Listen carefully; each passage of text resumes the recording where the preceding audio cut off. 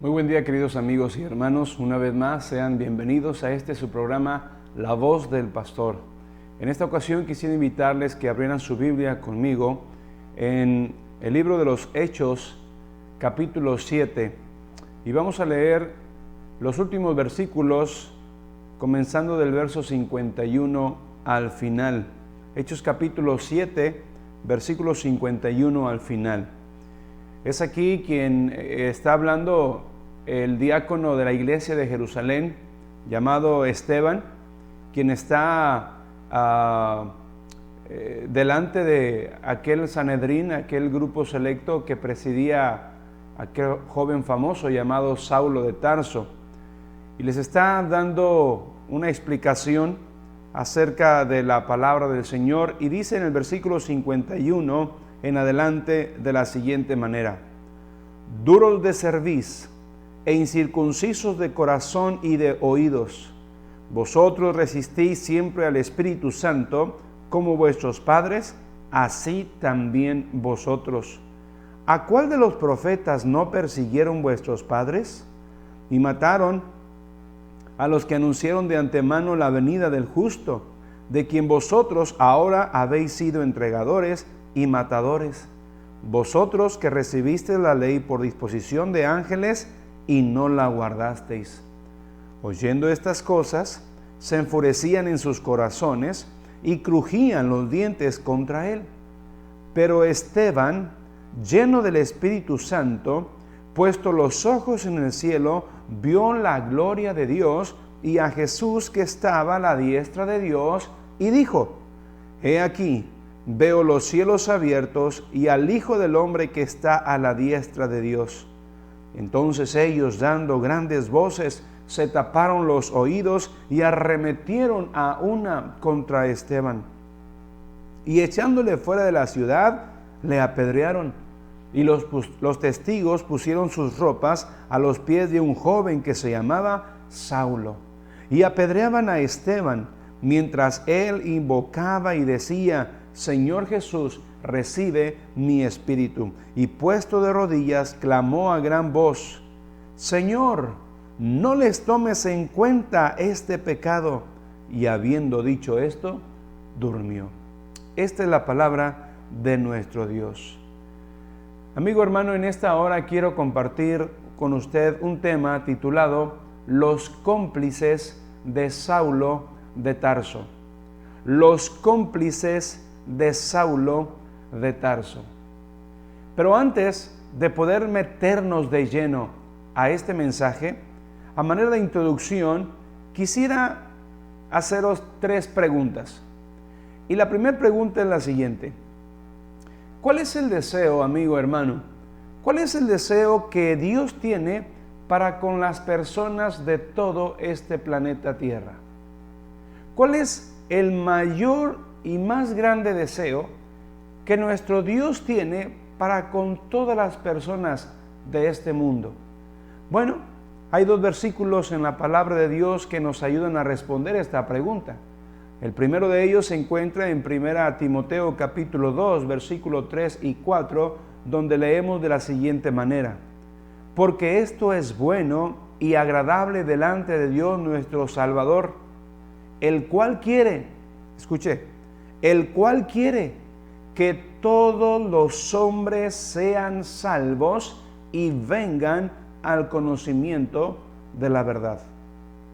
Luego, leemos allá en 2 de Pedro capítulo 3, versículo 9, las siguientes palabras: el Señor no retarda su promesa, según algunos la tienen por tardanza, sino que es paciente para con nosotros, no queriendo que ninguno perezca, sino que todos procedan al arrepentimiento.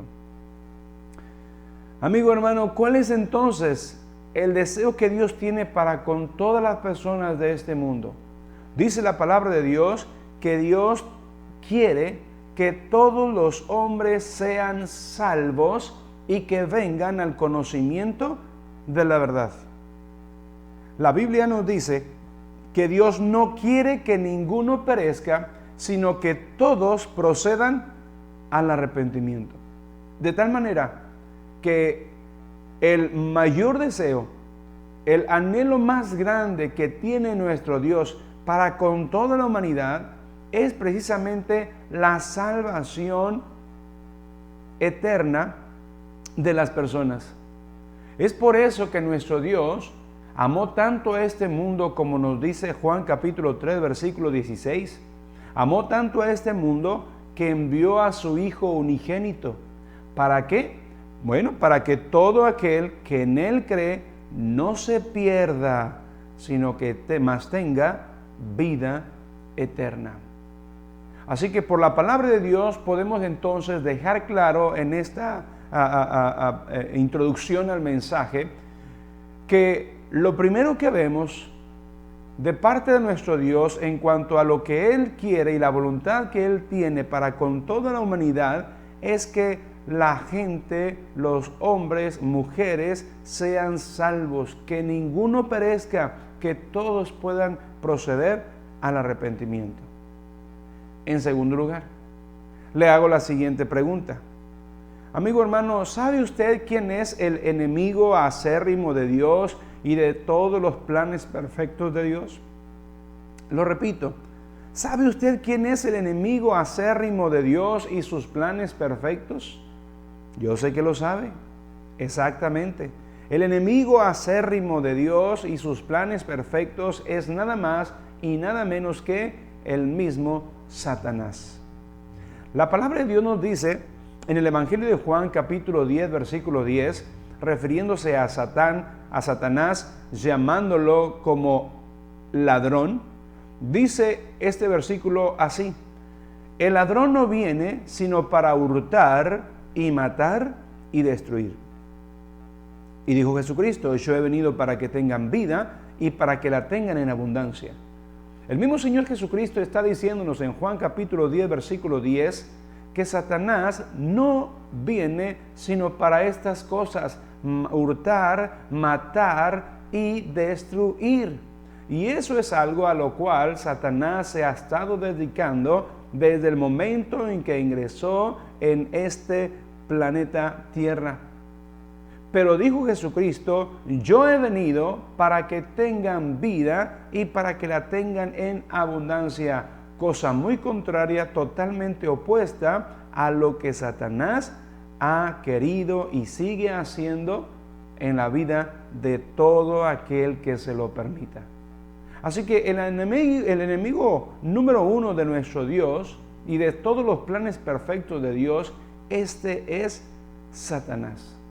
Eso lo sabemos y eso lo debemos tener siempre bien presente. Ahora, finalmente, hay una tercera pregunta que quiero compartirle en este momento y es la siguiente. Hermano amigo, ¿qué ha hecho Satanás para erradicar, para estropear los planes perfectos de Dios? ¿Sabe usted qué ha hecho Satanás para erradicar, para truncar los planes perfectos de Dios? Ahora, yo quiero mostrarle en la palabra de Dios solamente 5 ejemplos o 5 pasajes que nos ayudan a ver algunas de las cosas que a través de los años, que a través de la historia, que a través de la existencia del hombre, vemos cómo Satanás ha estado actuando con el propósito de truncar, de erradicar, con el propósito de estropear esos planes perfectos que tiene nuestro Dios. Así que quiero que me acompañe en primer lugar al primer libro de la Biblia, en el capítulo 3 del libro de Génesis, y que veamos lo que hizo en esta ocasión este enemigo acérrimo de nuestro Dios llamado Satanás. Génesis capítulo 3, versículos del 1 al 13. Pero la serpiente era astuta, más que todos los animales del campo que Jehová Dios había hecho, la cual dijo a la mujer: ¿con que Dios os ha dicho, no comáis de todo árbol del huerto? Y la mujer respondió a la serpiente: del fruto de los árboles del huerto podemos comer, Pero del fruto del árbol que está en medio del huerto, dijo Dios, no comeréis de él, ni le tocaréis para que no muráis. Entonces la serpiente, aludiendo a Satanás, obviamente, dijo a la mujer, no moriréis, sino que sabe Dios que el día que comáis de él, serán abiertos vuestros ojos, y seréis como Dios, sabiendo el bien y el mal. Y vio la mujer que el árbol era bueno para comer, y que era agradable a los ojos, y árbol codiciable para alcanzar la sabiduría, y tomó de su fruto y comió. Y dio también a su marido, el cual comió así como ella.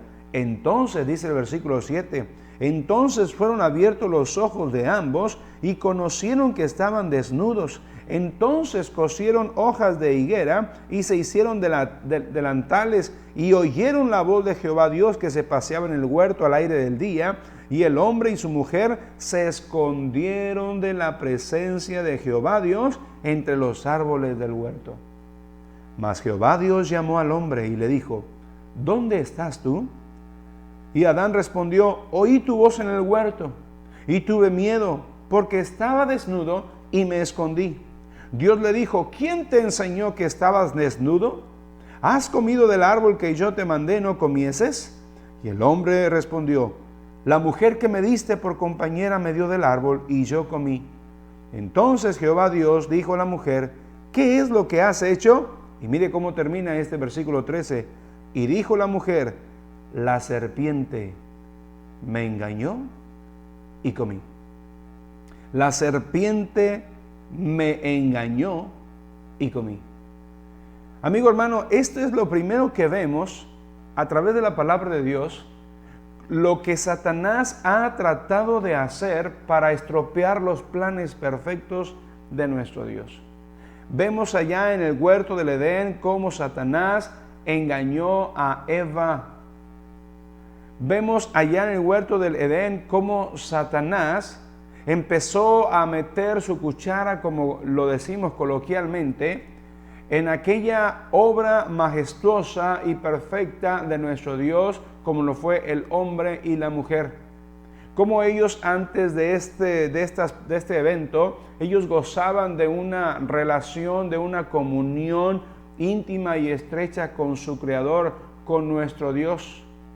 Pero Satanás, empezando a querer estropear los planes perfectos de Dios, viene y se presenta en el huerto del Edén y engaña a la mujer, y la mujer cae en desobediencia porque hizo exactamente lo que Dios les dijo que no deberían hacer.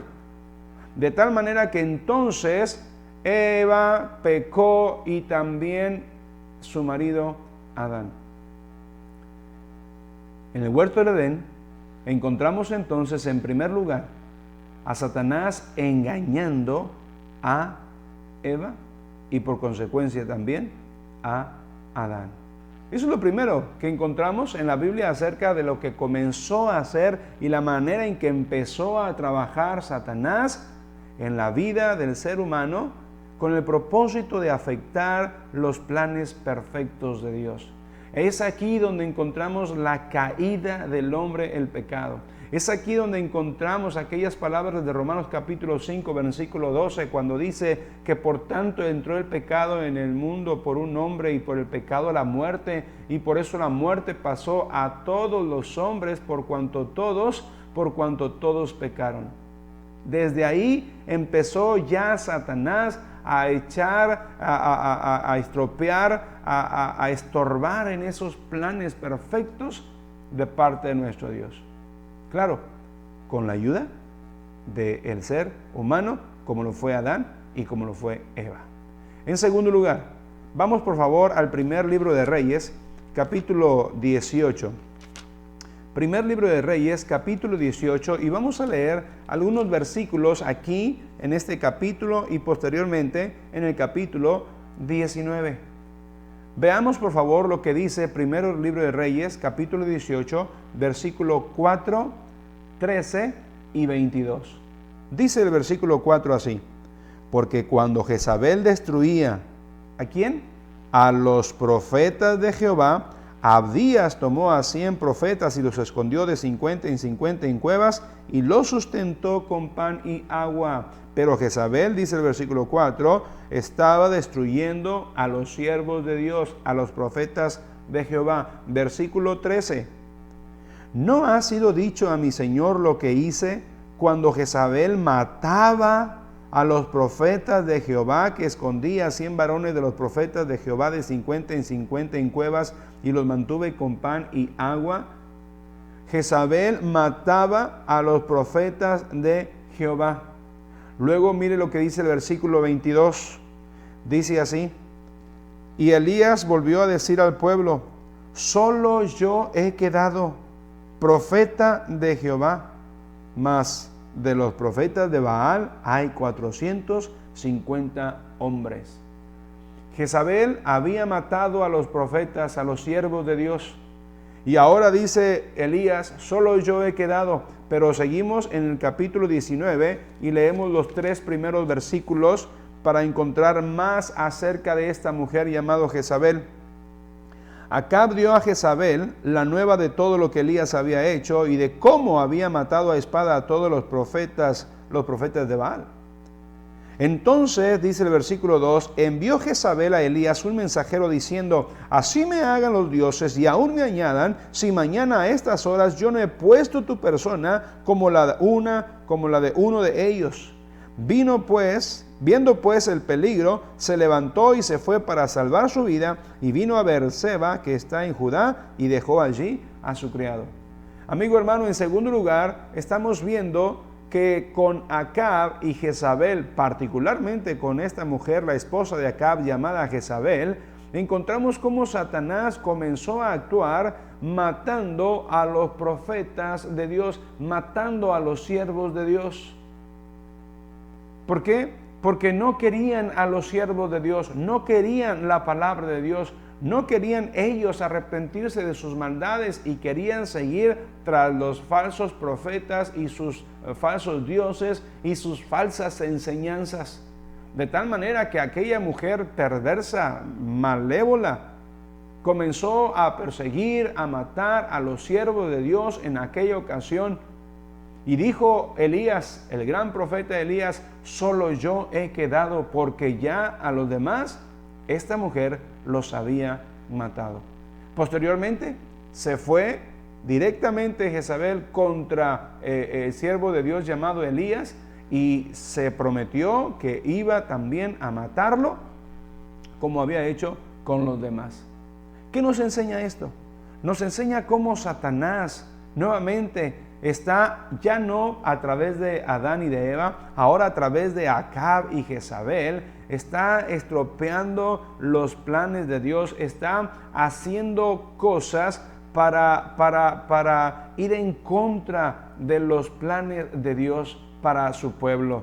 Mató a los profetas de Dios. Y por eso lo dije y lo vuelvo a decir: Satanás ha estado trabajando y sigue trabajando mientras alguien se lo permita. Detrás de Jezabel, ¿quién estaba? Estaba obviamente auspiciada por Satanás, haciendo esto de matar a los siervos de Dios. Otro ejemplo muy popular, Mateo capítulo 2, versículos del 1 al 3. Encontramos acá a Satanás ahora obrando, pero por medio de otro personaje en su momento. En Mateo capítulo 2 vemos el versículo del 1 al 3 y nos dice lo siguiente: cuando Jesús nació en Belén de Judea en días del rey Herodes, vinieron del oriente a Jerusalén unos magos diciendo: ¿dónde está el rey de los judíos que ha nacido? Porque su estrella hemos visto en el oriente y venimos a adorarle. Pero note lo que dice el verso 3: oyendo esto, el rey Herodes se turbó y toda Jerusalén con él. Luego, el versículo 13 al 16 nos dice que después de que partieron estos magos, he aquí un ángel del Señor se apareció en sueños a José y le dijo: levántate y toma al niño y a su madre y huye a Egipto y permanece allá hasta que yo te diga, porque acontecerá que Herodes buscará al niño. ¿Para qué? Para matarlo, Y él despertando tomó de noche al niño y a su madre y se fue a Egipto y estuvo allá hasta la muerte de Herodes, para que se cumpliese lo que dijo el Señor por medio del profeta cuando dijo: de Egipto llamé a mi hijo. Pero escuche lo que dice el verso 16 del capítulo 2 de Mateo. Entonces Herodes, cuando se vio burlado por los magos, se enojó mucho y mandó matar a todos los niños menores de 2 años que había en Belén y en todos sus alrededores, conforme al tiempo que había inquirido de los magos. Qué terrible, pero vemos ahora que Satanás está usando a un hombre, a un rey llamado Herodes, porque intentó matar al Rey de Reyes y Señor de Señores. Cuando él escuchó en los primeros versículos que venían estos magos para adorar al rey de los judíos que había nacido, no le agradó la idea y dijo: aquí solamente yo soy el rey, y se turbó y toda Jerusalén con él, y por lo tanto mandó matar a todos los niños, pensando que esto, o con esta acción, iba a poder estropear los planes perfectos de Dios en cuanto a un Salvador para la humanidad. Sin embargo, sabemos que no lo pudo lograr. Pero ahí está, los planes de Dios siguiendo llevándose a cabo, porque de una u otra manera siempre los planes de Dios se van a cumplir, pero Satanás sigue como enemigo de Dios, estropeando y queriendo estropear los planes de Dios, usando personajes a través de la historia para ser cómplices de Satanás y poder echar a perder los planes de nuestro Dios. En Mateo capítulo 4 encontramos directamente ahora al mismo Satanás queriendo estropear los planes perfectos de Dios, y ahora él mismo se presenta ante el Señor Jesucristo y dice el pasaje de la siguiente manera: entonces Jesús fue llevado por el Espíritu al desierto para ser tentado por el diablo, y después de haber ayunado 40 días y 40 noches tuvo hambre, y vino a él el tentador. Mire el adjetivo calificativo que nos da Mateo refiriéndose a Satanás: el tentador. Vino a Jesús y le dijo: si eres hijo de Dios, di que estas piedras se conviertan en pan. Y Jesús respondió: escrito está, no solo de pan vivirá el hombre, sino de toda palabra que sale de la boca de Dios.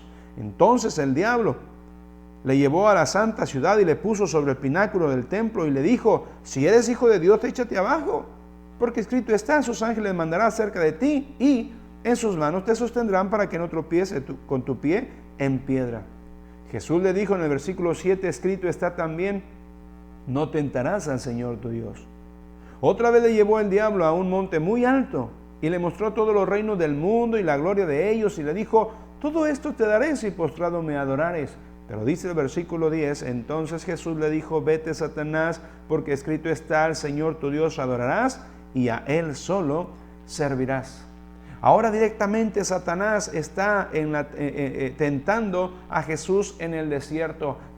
Tentó al Hijo de Dios una y otra ocasión, y en la última le pone una tentación con el propósito de que Jesús se postrara ante los pies de Satanás y que le adorara a Satanás, porque Satanás sabía que si lograba que Jesucristo se postrara y se arrodillara ante él, en ese momento él tendría la victoria. En ese momento él iba a estropear por completo los planes perfectos de Dios en cuanto al Salvador que Dios ha provisto a toda la humanidad, para que todo aquel que en él cree no se pierda, mas tenga vida eterna. Pero no fue así.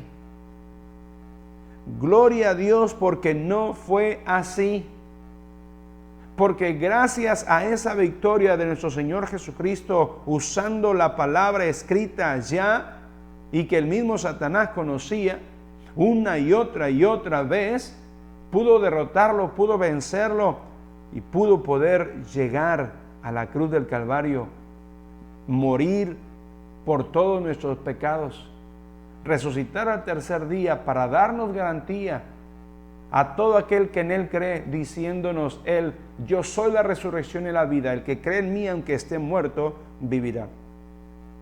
Satanás ha estado entonces obrando de una de otra manera, y finalmente cuando leemos el pasaje con el que iniciamos en Hechos capítulo 7, encontramos cómo Satanás, a través de un hombre llamado Saulo de Tarso, allá en Jerusalén, Satanás ha seguido queriendo estropear los planes perfectos de Dios. ¿Por qué? Porque este hombre llamado Saulo de Tarso, dice el pasaje que comenzó a hacer muchas cosas malas en contra de la obra de Dios, muchas cosas malas en contra de los predicadores como Esteban, muchas cosas malas en contra de la iglesia que estaba en Jerusalén, muchas cosas malas con el único objetivo de que la palabra de Dios ya no siguiera siendo predicada y que la palabra de Dios ya no siguiera trascendiendo a otros lugares geográficos y que ya no se predicara más en el nombre de Cristo Jesús. Y en Hechos capítulo 7, en los últimos versículos del capítulo 7, nos dice cómo apedreaban a Esteban mientras Esteban invocaba y decía: Señor, recibe mi espíritu. Y puesto de rodillas clamó a gran voz: Señor, no les tomes en cuenta este pecado. Y habiendo dicho esto, murió. Satanás, el enemigo acérrimo de nuestro Dios, a través de la historia, en el huerto del Edén, con Acab y Jezabel, con Herodes y el niño Jesús, en la tentación a Jesús en el desierto, y aún con Saulo de Tarso en Jerusalén, ha estado trabajando y todavía sigue trabajando para estropear, para truncar los planes perfectos de Dios. Satanás sabe que le queda poco tiempo.